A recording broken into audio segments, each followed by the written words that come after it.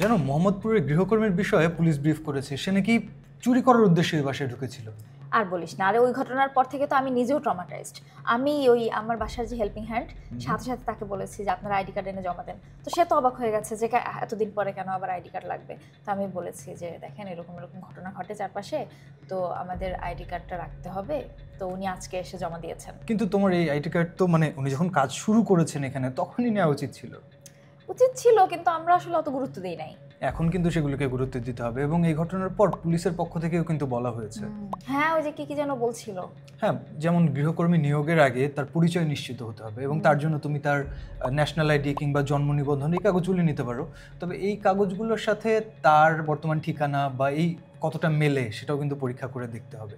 একই সাথে তুমি তার নিকটাত্মীয় যারা আছে তাদের ফোন রাখতে পারো, এবং তাদের সাথে কথা বলেও নিশ্চিত হতে পারো যে সব কিছু ঠিক আছে কিনা। আর সম্ভব হলে তুমি তার আগের কর্মস্থানে যোগাযোগ করে সেখানে খোঁজ নিতে পারো তার সম্বন্ধে।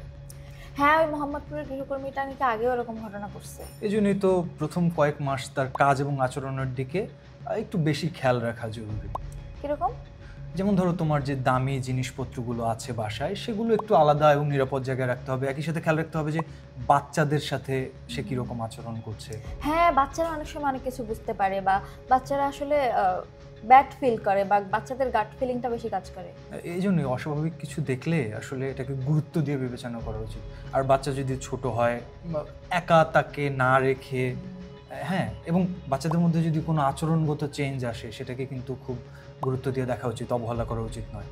একদমই তাই। আর তাছাড়া বয়স্কদের সাথেও কিন্তু এই বিষয়ে খোলামেলা আলাপ করা উচিত, কারণ বাসায় একটা নতুন সদস্য যেহেতু যুক্ত হচ্ছে, সো সে কী ধরনের আলাপ করছে বা সে কী ধরনের আচরণ করছে সেটা আসলে বয়স্কদের মতামত নেওয়া উচিত। হ্যাঁ, বাসায় গৃহকর্মী, ড্রাইভার কিংবা নিরাপত্তার দায়িত্বে যারা থাকে তাদের নিয়োগের ক্ষেত্রে এই ব্যাপারগুলো যদি খেয়াল রাখো তাহলে আরও কিছুটা নিরাপদ থাকা যেতে পারে আসলে।